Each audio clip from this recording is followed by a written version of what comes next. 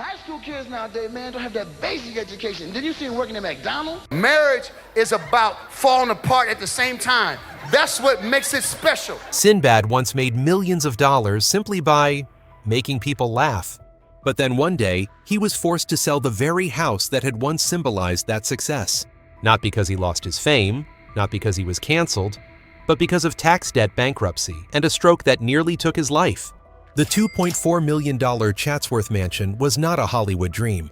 It was the backstage of a truth few want to acknowledge. Success does not protect you from mistakes, and fame does not save you when your body collapses. And we're going to take a look at it today. Let me know what you rate the home on a scale from 1 to 10, 1 being awful, 10 being amazing. This is not an inside a mansion story. This is an inside a life story where money, fame, and tragedy collide, and where a comedy legend is forced to relearn how to survive. Laughter and survival. Before becoming Sinbad, the name that once dominated American television throughout the 1990s, he was simply David Adkins, a boy growing up in Benton Harbor, Michigan, a place the map of America usually passes over quickly. It was not a land of glamour, nor a cradle of show business. Benton Harbor was a small industrial town with modest incomes, where life revolved around church manual labor and simple family dinners. In that home, David was one of 7 children raised under the roof of a father who was a Baptist minister. Discipline, faith, and community were the 3 pillars of the Adkins household. But it was also there that laughter became an unofficial tool that allowed people to breathe amid very real pressures. His father was a minister, but not the coldly severe type. He preached through stories, through everyday language, even weaving in humor to keep his congregation listening. David observed everything from the pews below. He learned that if you want people to listen, you must first make them feel reached. Sinbad's later comedy, warm, story-driven, never vulgar, was seated in those Sunday services, where words were not meant to show off, but to connect. David's childhood was not filled with headline-grabbing tragedies, but it was not easy either. A tall, awkward boy, not particularly outstanding academically, he quickly learned how to step forward through words. When he was not the best student in class, he became the best storyteller. When he did not win every game, he made others forget winning and losing by making them laugh. Laughter for David was not entertainment.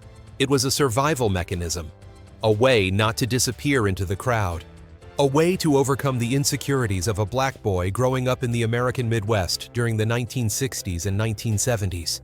David once earned a basketball scholarship to the University of Denver, a path that seemed destined to lead him toward a professional sports career. But life took a sharp turn. After leaving college, he joined the United States Air Force. The moment Sinbad was seen. When David Adkins put on the uniform of the United States Air Force in the late 1970s, it was not a glamorous dream. It was the choice of a young man who needed clear structure in order not to lose his way. In the military, everything has a schedule, a position, a rank. There is no room for improvisation. And it was precisely this contrast between a storytelling soul and an environment built on obedience that forged one of Sinbad's rare strengths as a comedian, the ability to withstand pressure in front of a crowd. In the barracks, David quickly became the one who was called on whenever tension filled the room. No microphone, no stage. He would stand in the middle, tell a few stories about military life, imitate superiors, exaggerate situations everyone had lived through. Laughter erupted, not because of sharp punchlines, but because raw truth was told at exactly the right moment. There, he learned a crucial lesson to make people listen. You must first understand what is exhausting them. Comedy for Sinbad was never an attack, it was a release. The military also taught him how to stand upright under judgmental eyes. In front of dozens, even hundreds of people, you cannot tremble. You cannot ramble. You cannot hesitate. That discipline later allowed Sinbad to step onto the stage without shields. He did not hide behind scripted jokes or rely on shock value. He stood there fully present and let the story flow. Military discipline transformed a natural storyteller into a true performer. After leaving the service, Sinbad did not immediately step into the spotlight. His first stages were small comedy clubs, where laughter never came easily. Some nights the audience was indifferent. Other nights people talked louder than they listened. But it was there that he learned how to read the room, knowing when to raise the tempo, when to pause, when to abandon a bit entirely and change direction. These are skills no school can teach, only repeated failure can forge them. The first major turning point came when Sinbad appeared on Star Search, the iconic talent competition of the 1980s. He did not win the final prize, but he was the most memorable. Amid a sea of comedians chasing shock, Sinbad emerged with a completely different approach: slow storytelling, heavy use of physicality, and most notably, no vulgarity. The judges saw something rare in him: the ability to connect with a broad audience. Producers, meanwhile, saw the potential of a face that could go far beyond the club stage. The door to television opened when Sinbad was invited to join the Red Fox show in 1986, followed quickly by the role that would define him on A Different World, beginning in 1987. But before studio lights ever shone directly on him, there were people behind the scenes who recognized something he himself had not yet fully named. Sinbad was not just a comedian, he was a storyteller for the American family. Producers realized he could speak about Black life, father-child relationships, and the pressures of adult manhood without making anyone feel excluded. Rising to the peak. From Star Search, Sinbad was invited to appear on the Red Fox show in 1986. The role was not large, but it proved one thing: Sinbad could stand in front of the camera without losing his stage energy. He did not perform comedy for the camera. He remained himself, simply placing that self within the frame. Then in 1987, the real door swung open when Sinbad joined A Different World, one of the most popular television series of its time, reflecting the lives of Black college students at a fictional university. The role of Coach Walter Oakes was not central to the story, yet it quickly won over audiences. Walter was a basketball coach, a big, slightly clumsy man prone to jokes, but grounded in a very human decency. Sinbad did not need to act much. He stepped into the role as if stepping into himself. Abundant energy, without overwhelming. Just enough naivety to be lovable. Seriousness, appearing at the right moments to keep the character from becoming a caricature. Walter Oakes felt like an uncle in the family. The one who talks a little too much, laughs a little too loudly, but is always there when you need him. The role fit Sinbad so naturally it was almost inseparable from him. He was not the kind of actor who played a part. He simply existed, and audiences felt it. In the context of late 1980s American television, when many Black characters were confined to one-dimensional molds, Walter Oakes offered something different: a Black man who was ordinary. Not a hero, not a criminal, not a tragedy, just a living, warm, humorous human being. Sinbad became a familiar face in the living rooms of millions of American families every week. From there, the ripple effect was nearly immediate. By the early 1990s, Sinbad was not just famous, he was everywhere. This was the period when every time he appeared, audiences no longer asked, "Who is he?" They simply waited to hear the next story. His stand-up stages were no longer testing grounds. They were events. HBO became his largest launchpad, and Sinbad used it to full effect. Brain Damaged 1990 opened the run of specials, followed by Afros and Bell-Bottoms, 1993, recorded at Madison Square Garden and winner of the NAACP Image Award, then Son of a Preacher Man, 1996, and Nothing But the Funk, 1997. Specials came at a steady rhythm. Tours followed tours, large theaters replaced small clubs. Sinbad stepped on stage with the posture of someone who had mastered the space: no shouting, no shock tactics, just the right pacing, the right timing. His strength lay in a paradox-clean comedy that was anything but soft. Sinbad did not use profanity, yet his stories hit because they touched truth. He talked about marriage, children, middle-aged pressures, confusion with technology, responsibility, things everyone experiences, but few articulate with enough charm. Laughter came from audiences seeing themselves on stage. And when needed, Sinbad used his body like an instrument: exaggerated walks, wide-eyed looks, sudden shifts in movement. It was physical comedy disciplined by control, not chaos. Hollywood quickly followed. In 1993, Sinbad appeared in Coneheads in a supporting role. In 1995, he starred in Houseguest alongside Phil Hartman, proving he could carry a box office comedy. A year later, First Kid 1996 cast him as a Secret Service agent protecting the president's son, a role blending toughness and warmth perfectly tuned to Sinbad's frequency. That same year, Jingle All the Way, 1996, positioned him as the perfect counterbalance to Arnold Schwarzenegger: smaller, more talkative and opposing energy that complemented rather than clashed. Sinbad dominated the frame through flexible expressions and an ability to soften any scene. He did not need to seize the shot. He made the shot revolve around him. From stage to screen, a clear brand positioning was etched. Sinbad became the ideal choice for family films' holiday releases and projects aiming to reach the widest audience without controversy. He could appear on HBO on a Saturday night and be the safe, trusted face for family viewing the next morning. His public image was almost entirely free of drama, upbeat, positive, approachable. Sinbad became America's funny uncle, the one audiences trusted. A massive fortune. At his peak, Sinbad was not merely a famous comedian, he was a true value-generating machine of 1990s Hollywood. His wealth was built in multiple layers across multiple streams and proved remarkably durable in an era when laughter was among the most profitable commodities on American television. Sinbad did not rely on a single contract. He commanded diversified income flows, something only top-tier entertainers ever achieve. First came television. His long-running role on A Different World provided steady income and the status of a household face. Television at the time did more than pay. Per episode, it opened doors to promotion guest appearances and ancillary deals.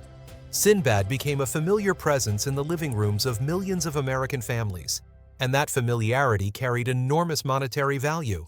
Next was stand-up comedy, his true gold mine. HBO specials such as Brain-Damaged Afros and Bell Bottoms, Son of a Preacher Man, and Nothing. But the Funk not only delivered high appearance fees, but generated long-term value through reruns, licensing, and most importantly, touring. At his height, Sinbad could sell out large theaters across the United States, with each tour grossing millions of dollars. This was real cash flowing directly from audiences, the hottest and most powerful form of wealth a performing artist can possess. Film added another layer of value. Family-oriented movies like House Guest 1995, First Kid 1996, and Jingle All the Way 1996 brought Sinbad into the box office arena. While not $100 million blockbusters, these films enjoyed repeated television airings, home video circulation, and later digital platform life-creating extended income streams. More importantly, cinema elevated the Sinbad brand from stage comedian to fully rounded entertainment star. Beyond these three pillars, Sinbad also earned from hosting gigs, corporate events, personal bookings, and television specials. With a clean, positive image, he was a safe choice for high-value, low-risk contracts. Each appearance generated not only fees, but reinforced his brand, an intangible asset of immense worth. All of these income streams converged into a massive fortune built over more than a decade. Sinbad entered the ranks of the most successful black entertainers of his era, with cumulative earnings reaching tens of millions of dollars during his peak years. More importantly, he did not merely possess money. He possessed the ability to generate it, the trait Hollywood respects most. And when an artist reaches that level, wealth no longer exists only on paper or in bank accounts. It begins to take physical form, in lifestyle choices, in living spaces, in the environments that most clearly reflect whether someone has truly arrived. From that fortune, Sinbad created the clearest material symbol of his most radiant period, a space large enough to hold family, friends, laughter, and privacy. A place where stepping through the gates alone made one thing obvious. This was the territory of a comedy legend. And that is where the story brings us to a specific location, the place where that fortune was given its most tangible shape. That place was the Chatsworth mansion. The $2.4 million mansion. Chatsworth is not Beverly Hills, and that is precisely why Sinbad chose it. No paparazzi trailing behind. No evenings flooded with camera flashes. Sitting on the edge of the San Fernando Valley, Chatsworth feels like a deliberate pause close enough to Hollywood for a daily commute, far enough that once home, one can shed the role. For Sinbad, this was more than an address. It was private territory for someone who had reached the peak and wanted to live like an ordinary person at a very high standard. The mansion spans approximately 4,179 square feet, about 445 meters hours, with 5 bedrooms and 5 bathrooms, set on a large lot separated from the street by a private iron gate and a long driveway. According to public listings, the home's asking value in early 2024 hovered around $2.3 to $2.4 million a figure. That makes clear this was not merely a house, but a true luxury asset within Los Angeles's high-end real estate market. At that price point, Sinbad was not buying ostentation. He was buying space privacy and the right to be quiet. The facade does not overwhelm with marble or flashy architecture. It is enclosed, recessed, intentional. Surrounding greenery forms a natural filter, making the house nearly disappear from the outside world. You do not simply enter this mansion in the conventional sense. You move gradually inward through layered spaces, like turning the pages of a book that has lived long enough to gain depth. Through the front door lies a high-ceiling foyer where natural light pours in through large windows. The space is open and breathable, a true luxury for someone who spent years under the pressure of stages and schedules. This is not a room meant to display expensive objects. It is a transitional space, a place to shift from noise to privacy. For a man who lives by storytelling, this room feels like an opening chapter. No climax, yet just enough stillness for the story to begin on its own. The living room and family room flow into one another, expansive and grounded in the idea of a house meant to be lived in. The interior favors comfort over display. There is room for gatherings with friends, for family evenings together, for long conversations that do not need a clock. Sinbad was never a closed-off artist. Even at his peak, he needed a place where energy could be exchanged, not sealed behind an office door. The kitchen sits at the center, and that is a philosophical choice. For Sinbad, the kitchen is not merely for cooking.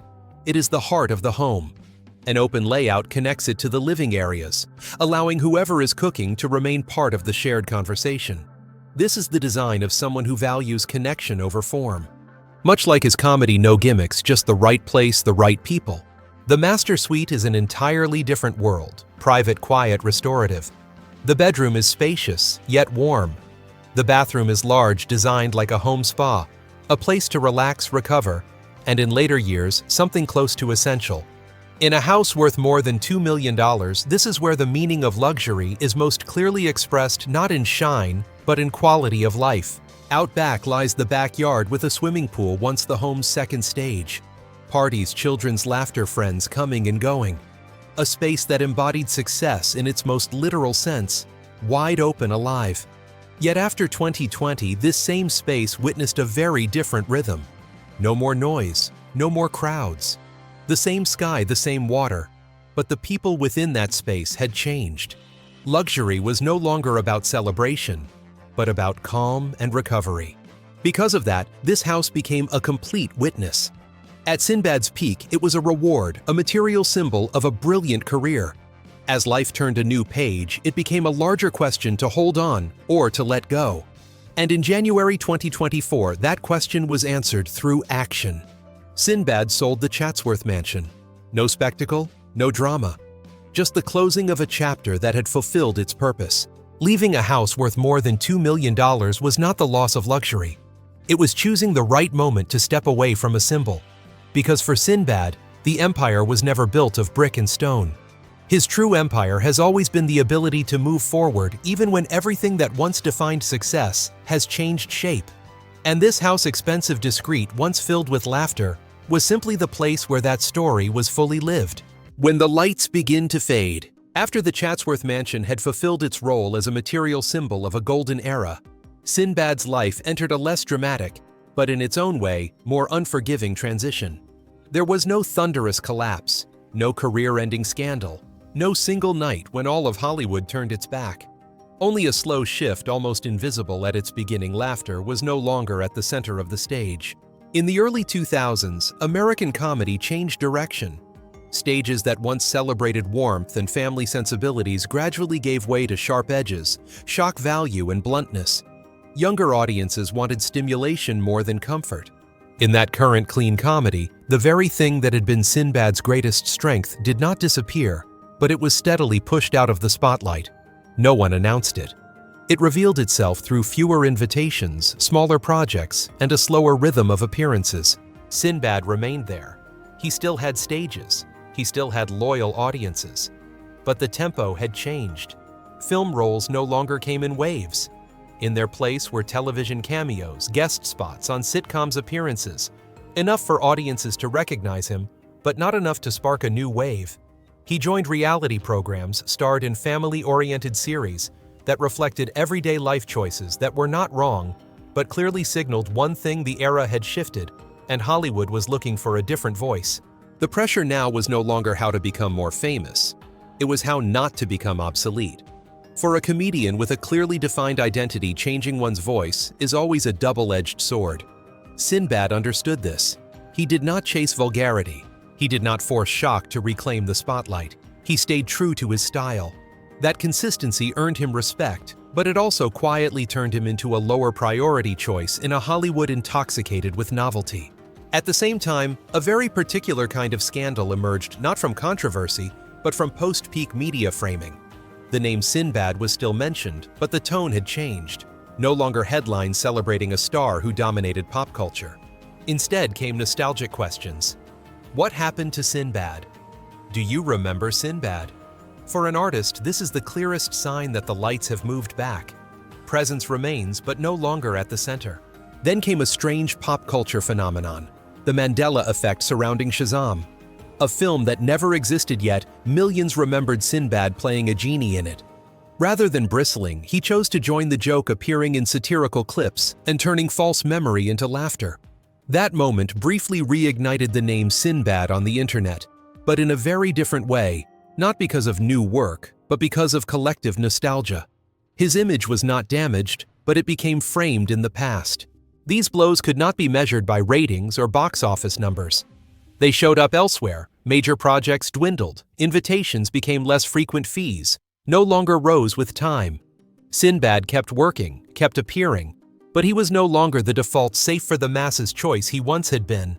As the spotlight dimmed, income in the entertainment industry grew more erratic, especially for an artist long accustomed to the high-earning rhythm of the 1990s. And it is here that the story brushes against the fragile boundary between glamour and reality. When attention fades, issues once hidden by the light begin to surface more clearly. No media collapse is required to shake everything. The lights simply step back. The old machinery keeps turning, and life begins to collect its due in a cold, silent way. Sinbad entered this phase with rare composure. No retaliation, no resentment, no manufactured drama to cling to the moment. But beneath that, calm undercurrents were forming. And when they eventually rose, it would no longer be a story about image or fame. It would be a story of survival, where laughter was no longer a weapon, and a man had to face himself outside the glow of the stage lights. When the numbers speak, there was no moment in Sinbad's career more painful than the one when the lights could no longer conceal the numbers. In 2013, public records put an end to all vague speculation. Sinbad filed for bankruptcy with total liabilities of approximately $11 million. Most of that debt did not come from failed investments or extravagant spending, but from accumulated federal and state tax debt over many years, along with credit card obligations. In the same filing, his monthly income was listed at around $16,000, a figure that may sound substantial to an average person, but was far too small to withstand a burden built during peak earning years. This is a distinctly Hollywood kind of tragedy. A man who once earned millions of dollars a year stood on the biggest stages, starred in successful films, and enjoyed broad television exposure. Yet the machinery behind the scenes quietly eroded everything. Taxes in the entertainment industry do not arrive on a steady rhythm. They accumulate, compound, and multiply through interest and penalties. When cash flow slows, those numbers do not slow with it. They accelerate. And when the spotlight fades, they move to the center of the story. It is important to dismantle a misconception. Sinbad did not go bankrupt because of reckless indulgence. He was never known for supercars, stacked mansions, or a flamboyant lifestyle. On the contrary, for many years, his public image was that of a family man, simple, scandal-free. The problem lay elsewhere. The complexity of managing a long career, the uneven income cycles of an entertainer, a harsh tax system, and financial decisions that were not tight enough during the years when everything was rising. When you earn money quickly, you can also lose it slowly, without noticing, until it is too late. The consequences of financial collapse do not remain on paper.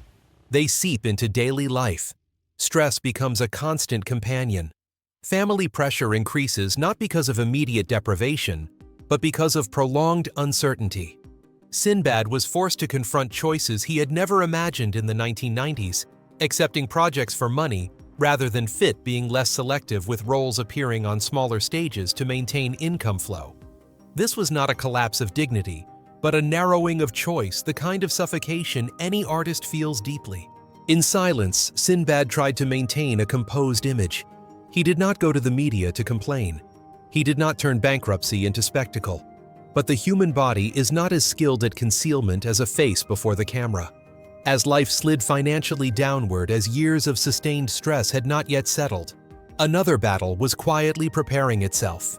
And then, while the public was still viewing Sinbad through the lens of a former star facing hardship, his body entered its greatest trial.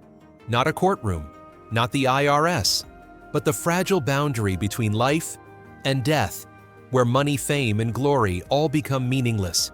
The health shock. In October 2020, Sinbad vanished from the world in a way no one expected. No announcement, no farewell, no final stage. Just an ordinary morning cut in half by a stroke.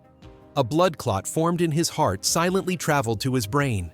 And in that brief moment, everything Sinbad had been: a comedian, a storyteller, a symbol of the American family, was pushed aside to make room for another role: a patient in critical condition. Doctors intervened urgently to remove the clot. The first surgery took place under suffocating pressure. Family members waited outside, no one daring to speak loudly, no one daring to name the worst possibility. But just one day later, the tragedy did not stop. A second complication emerged. The brain was more severely damaged. Sinbad had to undergo another emergency brain surgery. He entered a state where the boundary between life and death became frighteningly blurred. When he awoke, Sinbad did not stand. He could not form complete sentences. He did not laugh. The body that once carried the energy of thousands of stages no longer obeyed. Movement was taken away. The reflexes that once made him command the frame became distant memories. For a comedian who lived by presence, this was a devastating blow. No lights, no audience, only long repetitive rehabilitation sessions, where every small movement was a battle. Sinbad's family was forced to step into the public eye not to tell a sensational story, but to ask for time and understanding. They created an update channel called The Journey Forward. No spectacle, no promises of miracles, just brief updates describing how he was fighting step by step. And for the first time, the public saw a raw truth: the cost of recovery was enormous. No film contracts, no touring, just family doctors and a man who had to learn to walk again from the beginning. The months that followed passed in silence. No interviews, no comedy clips. Sinbad, the man who once made entire halls erupt with laughter, was forced into silence not because audiences turned away, but because his body would not allow him to continue. It was the most brutal kind of silence. No one could replace you. No one could do it for you. You could only move forward on your own millimeter by millimeter. A quiet return. After the storm, there was no grand comeback for Sinbad. No press conference. No declaration of "I'm back." Only very small signals, almost whispered, just enough to let people know he was still here. From 2022 to 2024, his family began sharing rare moments of recovery: a photo of him standing beside a walking frame, a short clip of him slowly taking careful steps, his eyes focused as if performing the hardest scene of his life. No laughter, no dialogue, only willpower made visible. Each update was a milestone, not to provoke emotion, but to acknowledge something that seemed small, yet profound. Sinbad was moving forward. That journey was not linear. There were good days. There were bad days. There were steps forward pulled back by fatigue and complications. But one thing did not change: determination. Those close to him said Sinbad treated rehabilitation the way he once treated stand-up: seriously, with discipline, never skipping a session. He relearned how to control his body the same way he once learned how to read a room. And in that harsh repetition, something unexpected happened. His presence returned. Not on stage, but in life whole, slow and real. Then in 2025, a moment few dared to be certain would ever arrive finally did. Sinbad accepted a role in Straw, a film by Tyler Perry released on Netflix on June 6, 2025. Not a flashy role, not a statement performance, just a role sufficient for him to stand in front of a camera once again. After filming wrapped, Tyler Perry said simply, "He delivered." No embellishment, no self-congratulation. The weight of the sentence came from the fact that it was spoken by someone who understood the pressure of returning after tragedy. For audiences, it was a comeback. For Sinbad, it was a quiet confirmation he could still do the work. But this time, the work was no longer the center of his identity. There was no need to dominate, no fear of being forgotten. Sinbad entered a new phase with an entirely different rhythm. Each appearance was a choice, not an obligation. Each project was a conversation, not a race for revenue. Behind the famous man. Once the return was no longer a race, Sinbad stepped out of the role most familiar to the public comedy legend and returned to what he had always kept behind the lights, a family man. Audiences believed Sinbad when he spoke about marriage children, noisy dinners, and everyday exhaustion. They believed him because it was not an image crafted for the stage. It was real life. For many years, even as fame rose, Sinbad chose to keep his family at the center, far from the displays so common in Hollywood. No scandals, no private life laid bare as part of an unspoken contract with the public. His relationships were never loud, but they were enduring. Sinbad's marriage went through ups and downs, like any family living under the pressure of a performance-driven life. Yet it was precisely those frictions that nourished the kind of comedy audiences recognized from the first sentence, the comedy of someone who had lived long enough to understand how complex it is to stay together. His children were never material to be exploited, but a compass that kept him from drifting too far in the entertainment world. For Sinbad, family was not a passive support system. It was where he learned to listen, to yield, and to accept that he was not always right.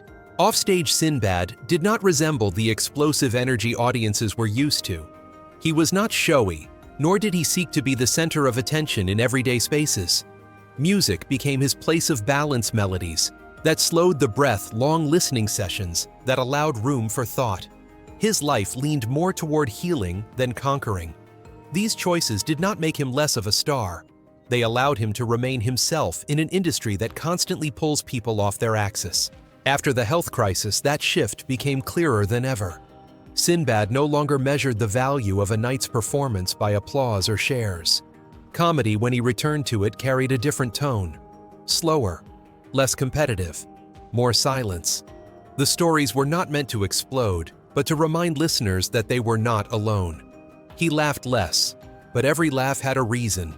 And audiences, especially those who had grown up with him, recognized it instantly.